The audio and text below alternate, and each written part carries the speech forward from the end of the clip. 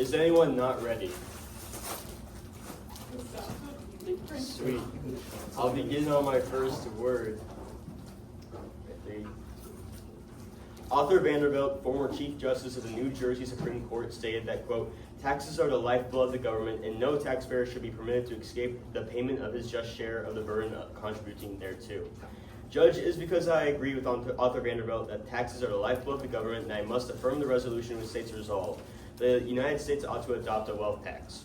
The value I will be using in this debate is egalitarianism, defined by Oxford Languages as, quote, the doctrine that all people are equal and deserve equal rights and opportunities. And my value criterion is Rawlsian justice, which may have two parts, equal liberty and equal inequality in general.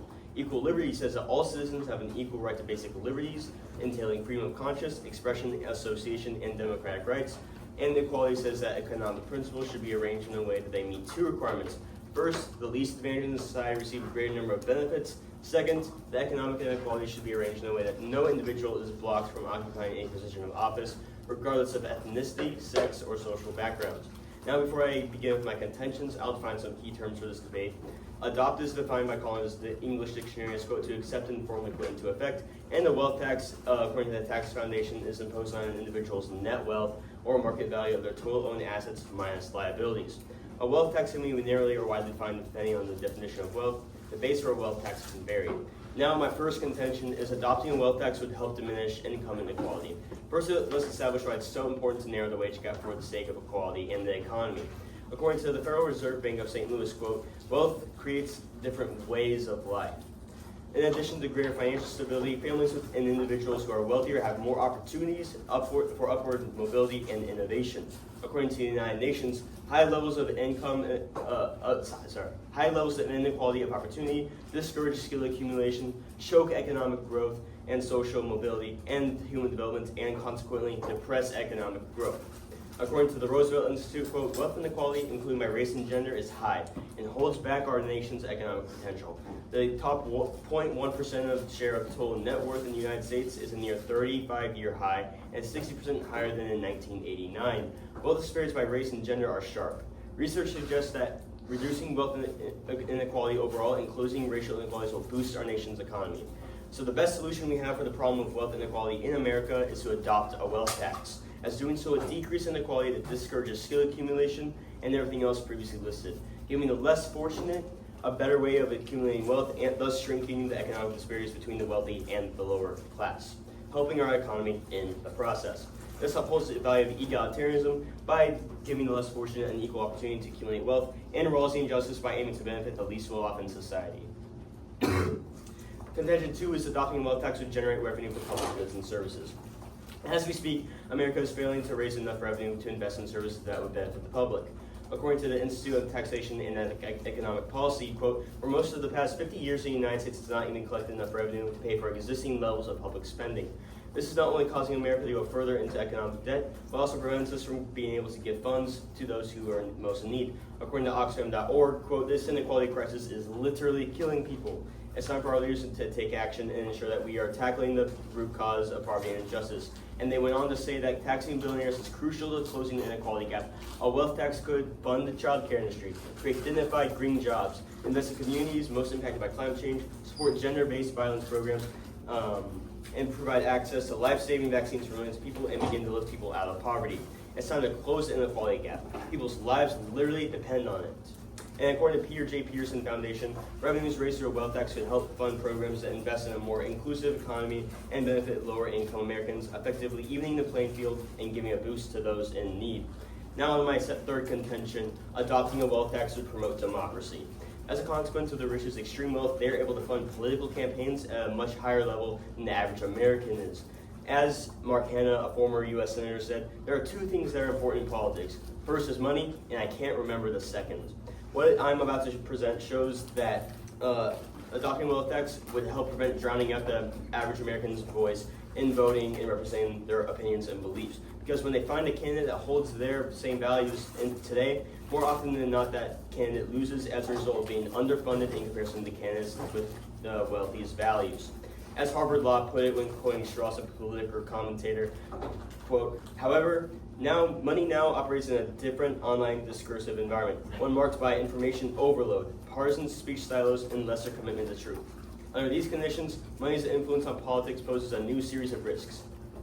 Now, degraded political spending may result in not only the distortion of debate, but also in a total silencing of that debate. Large enough sums may enable campaigns to completely inundate listeners. Others who attempt to speak using their words or by spending smaller sums cannot break through. As Americans for Tax Fairness said when discussing the 2020 midterm political donations, a tiny group of 465 American billionaires have pumped over $881 million into federal midterm races.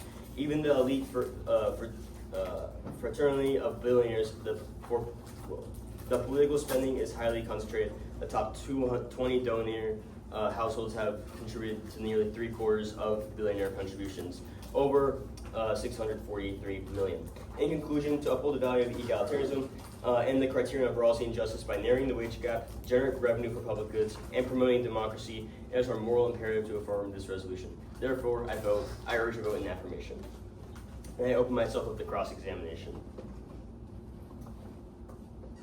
All right, I'll start cross my first. So first, I want to talk about your framework, because you talked about egalitarianism and this idea that all people are equal, but then with your criterion, you said that the least advantaged in the community should receive the most benefit. Yes, because morality and justice is an attempt to make everyone equal in the first place. So what you're saying here is that in order to bring the lesser class up to that same level of equality, we should give them the most benefit. Yes. So then, are we just ignoring the rights of those who are more fortunate and who have that accumulation of wealth in the status quo? So the kind of stuff we're giving the least fortunate doesn't promote injustice, because the rich already got that when they got up there. So are you saying that simply having that vast amount of money is inherently unethical, and we should instead allow the people who don't have that much money to be able to catch up with them? Could you rephrase that question? You're saying that we should essentially punish these people in these higher tax brackets because of the amount of money they have. Are you saying that inherently having that amount of money is unethical? Well, first off, I challenge that question by saying this: they're not entitled to anything from the government necessarily, so it's not inherently unjust to take away something that they have that they don't have a right to. You're saying they're not entitled to the money that they earned? Not in all times, no.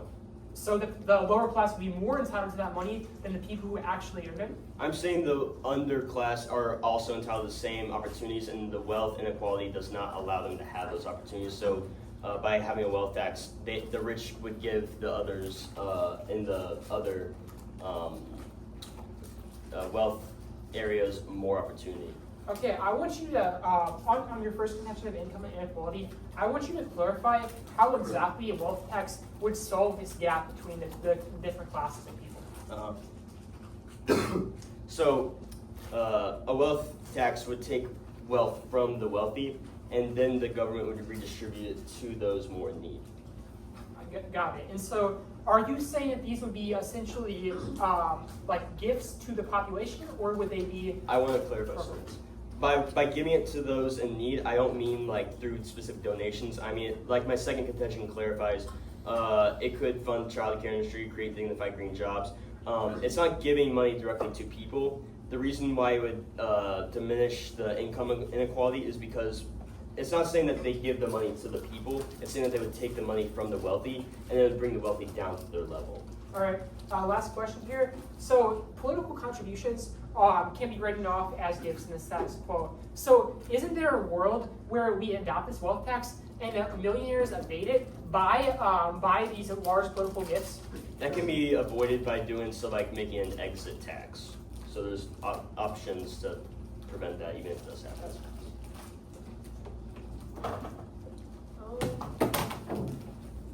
I'll take a little bit.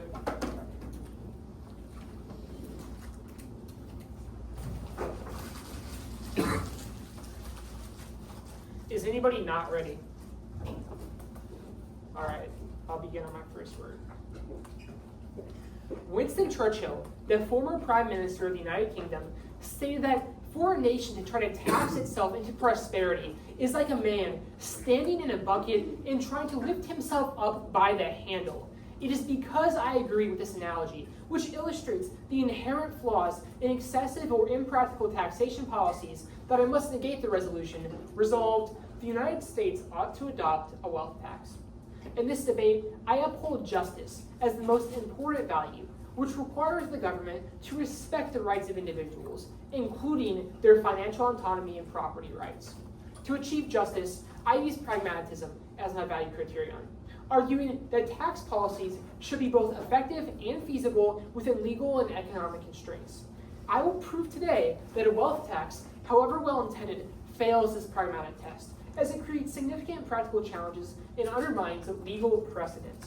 Before I give my contentions, I will define a wealth tax, which the Tax Foundation states is a tax imposed on an individual's net wealth or the market value of their total owned assets minus liabilities. Contention 1. Wealthy individuals will likely evade a wealth tax, limiting its effectiveness. When faced with a wealth tax, wealthy individuals often have the resources to find ways to minimize their liability. Evidence from wealth taxes in European countries demonstrates this clearly. For example, in 2019, the National Bureau of Economic Research found that in France, which had a wealth tax until it was revoked in 2018, over 42,000 millionaires immigrated between 2000 and 2017, contributing to an estimated loss of $125 billion from the economy due to capital flight and tax avoidance. Additionally, a study published by the European Commission in 2018 indicated that roughly 30% of France's wealthiest citizens reallocated their assets into non-taxable forms or moved their capital to tax havens after the wealth tax was implemented.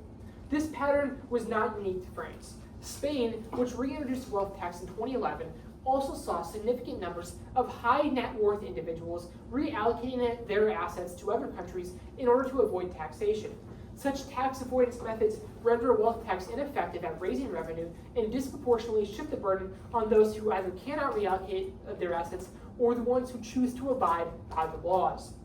Historically, the economies of nations have also been harmed, so I see no way in which we would consider wealth tax to be just when it is harming the country that it is meant to benefit.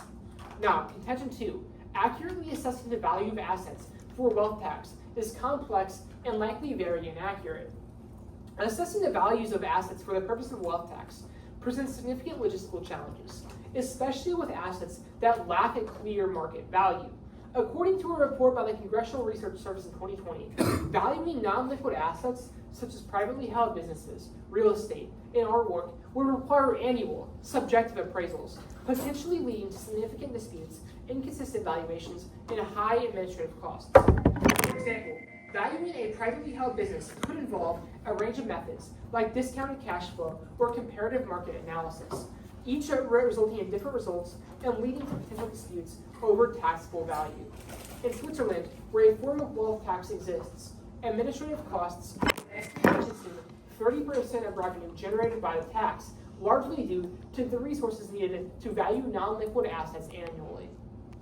This significant economic strain adds up over time and significantly diminishes any possible economic benefits of the policy.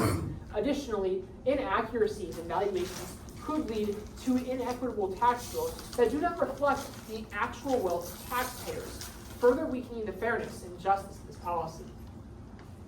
Now, my last contention is that a wealth tax is unconstitutional, as it does not qualify as an income tax. The United States Constitution, through the 16th Amendment, allows Congress to tax income, not wealth.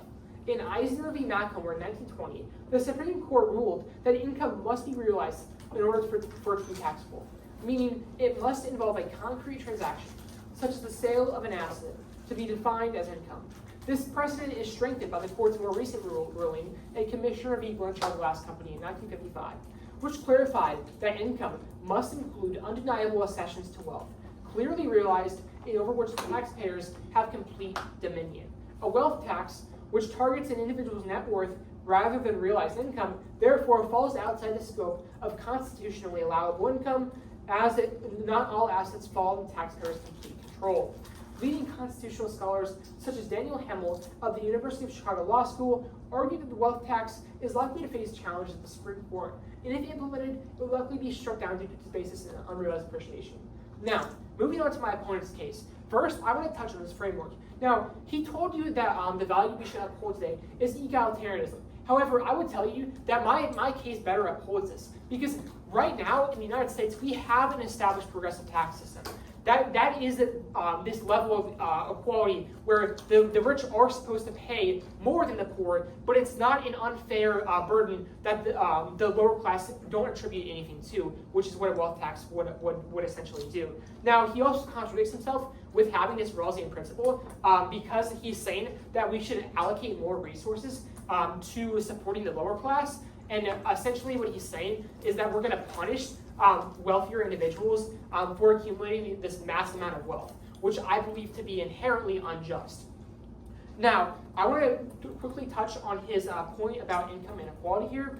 Now, while reducing this inequality is a worthy goal, evidence suggests that a wealth tax may not achieve this in practice. A report by the Brookings Institute indicates that wealth taxes have limited success in Europe and reducing inequality due to high rates of capital flight and tax avoidance. Now, in fact, data from the French Ministry of Economy shows that the country's wealth tax lost 125 billion, as I said before. Now, this is actively not only making this tax ineffective, but it's harming the economy, as I pointed out before. Now, I believe that he will continue to preach about this exit tax. However, an exit tax isn't going to necessarily stop this tax avoidance from happening. Pretty much every single country has some form of an exit tax, and we see historically how every single European country that has adopted a wealth tax has backed off from it because it has not been effective, because people still choose to leave the country because it is simply not worth paying that wealth tax. Thank you. I see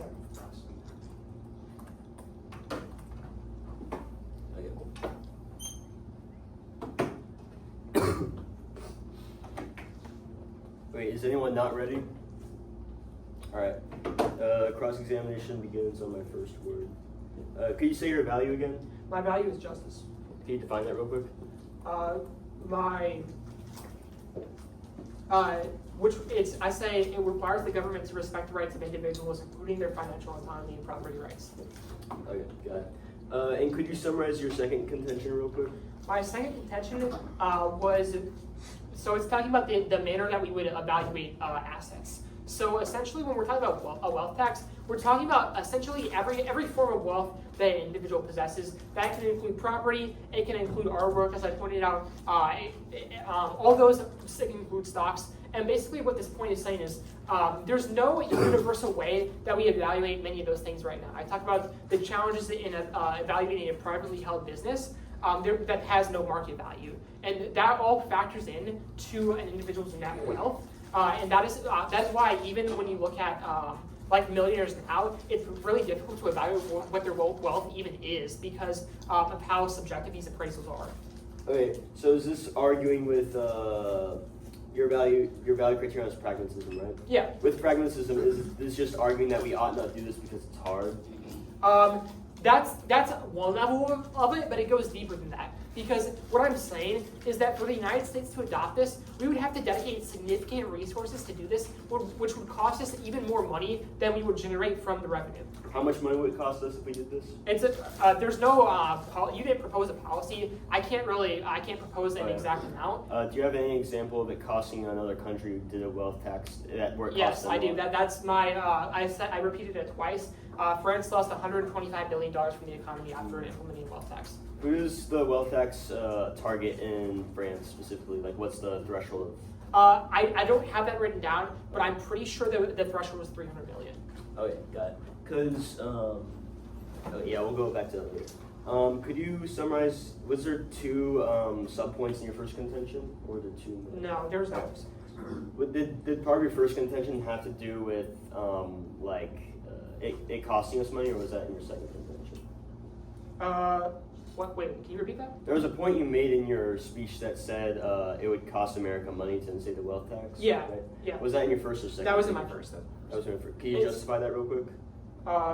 again, basically what I'm saying here is that when people are leaving, the main point here is about like kind of innovation, right? When we have millionaires who are contributing to the economy on a daily basis, when they're leaving the country, that's taking away from our economy. That's going to make the markets crash. That's going to devastate us. Okay, and do you think it's impossible? How much money would we? Well, you already said you can't, but I would say that's too long. I won't say that. I'll just end cross examination later, and I'll take some prep time, starting now.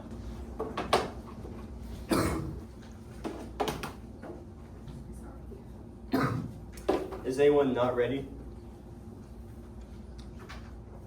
Sweet, I'll begin on my first word, which is now. So I'll start with the values, and I'll go over my opponent's case, and I'll back up my case at the end.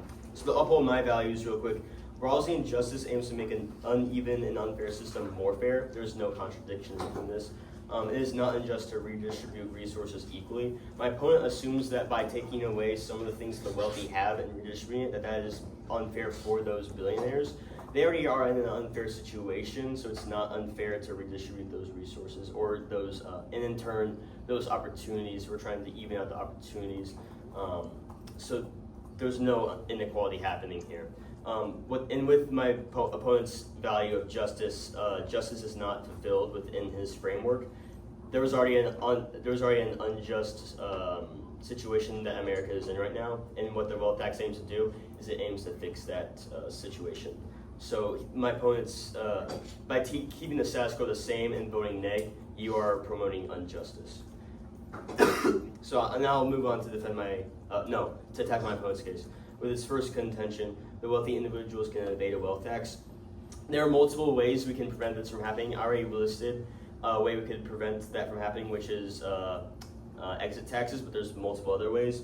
Like according to Washington Post, when they talked about Stephen and Christopher Ingram, according to them,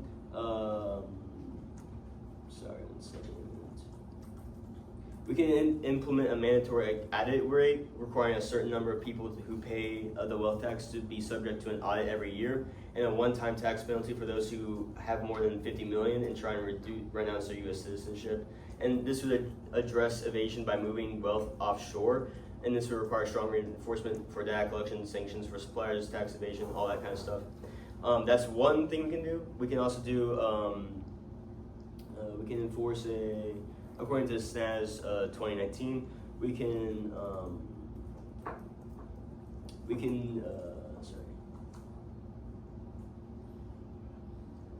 to deter, we can put sanctions on suppliers for tax evasion services. There's multiple ways we could do it, and also my opponent mentioned how this could harm the economy, but this would not, according to The Economist. There's a limit on how much Miss Warren, she's the one who wants the wealth tax reinstated, and there's a way that it could not distort the economy because only about 10% of total Americans' household wealth would actually be subject to this tax, unlike with France, for example. Now with my opponent's second contention, his second contention says that the assets cannot be assessed very well, but this, according to the National Review, this is overblown. About 80% of the top 0.1% money is tied up in assets with obvious market values. So this is just not really a concern we need to. If we want to value pragmatism, like my opponent says, this is not a practical concern. Now, when we look at his contention 3, arguing that this is an unconstitutional idea, the constitutionality of taxes is determined by the courts.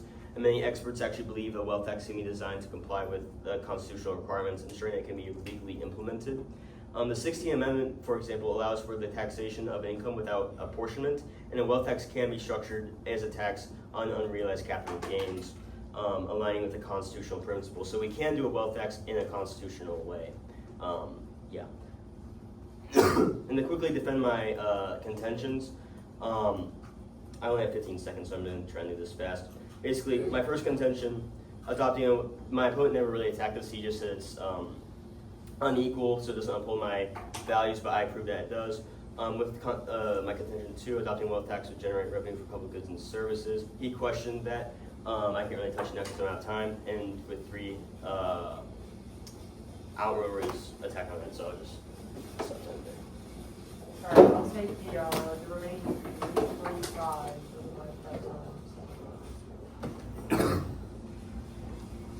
Is anybody not ready? Be able to So first, in this speech, I would like to cover framework. So my opponent's argument centers around the idea that this policy should be implemented due to the moral good that the affirmation implies. While I don't disagree with the principle on a surface level, this issue goes much deeper than a simple moral consideration. I have shown how this policy would be very difficult, if at all possible, to implement. This contradicts the moral standpoint of the affirmative because it is not moral to waste government resources on a policy that would not come to fruition the way my opponent implies.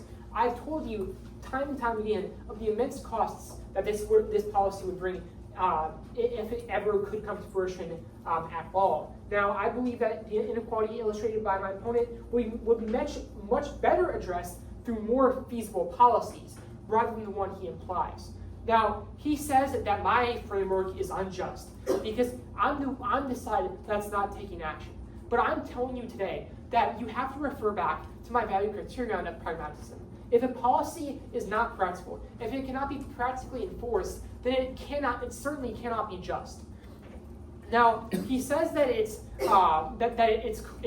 just for this policy to take action against the people who have those mass stores of wealth. Because right now there is an unfair situation in America. I don't disagree with this. However, what you're saying is that to correct this situation that has been imposed by the government, what we should do is have the people who have built these mass stores of wealth, they should give that money to the corrupt government who has created this system that we all live in, and that government is going to be responsible for having this money trickle down to the people who are most in need. Now, he corrects himself in cross, saying that this money would not be distributed through direct handouts to people, but rather we would see that this money come through government programs. Now, this does not mean that the income inequality would be solved through this policy. It just means that we would have to rely on the government to take better action than the wealthy elites do in today's world, which we all know is not necessarily a guarantee. Now, moving on to my first contention. He claims that a wealth tax can be enforced through an exit tax. But the United States does have an exit tax right now, and it simply does not work. That's why this policy is even in consideration, because the wealthy don't pay their fair share right now. I'm not denying that, but we see not only in our country, but in all these other European countries who I mentioned, such as France and Switzerland, who adopted a wealth tax, we see these exit taxes, they don't work. Having an exit tax is not a novel idea. It's something that many countries have, and simply there are many ways of not following it. The primary way in the United States is to be not classified as a long-term resident, which means that as long as you don't live here for 15 years straight, then you don't have to pay the exit tax. That's like the number one loophole right now in our country that millionaires use to avoid that exit tax. Now, he also drops my point about the immense harm that we have seen from these European nations when they have adopted the wealth tax with their own economies. We've seen the $125 billion loss that France suffered over a period of 20 years. That is where our country is headed if we adopt this policy. Moving on to my second contention. Now, as I already highlighted, the various methods of assessing the value of an asset produce greatly varied values. This becomes an issue because the IRS could say that a certain asset is valued at a much higher level than the taxpayer believes it should be worth, making the potential tax much higher. This problem would not be eliminated by a standardized method because the taxpayer could still appeal to the inherently subjective nature of many appraisals. Now, he claims that 80% of assets could be evaluated easily. They have a clear market value.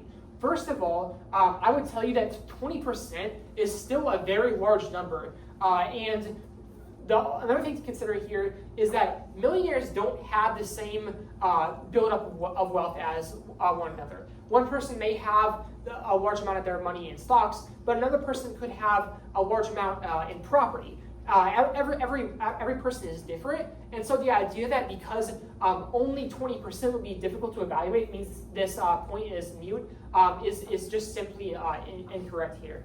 Now, moving on to the constitutionality point, he says that it can be classified as an income tax. However, I would like to point out here that this completely ignores the various court cases that I brought up. And one that I haven't talked about yet is Moore v. United States, which took place just 1 year ago, where essentially the ruling of the case was stocks in the future may be able to be classified as income. However, in a footnote, Justice Brett Kavanaugh put in that case that the ruling had, quote, nothing to do with the accumulation of wealth in any way. So this point falls completely. A wealth tax simply is not a tax on income.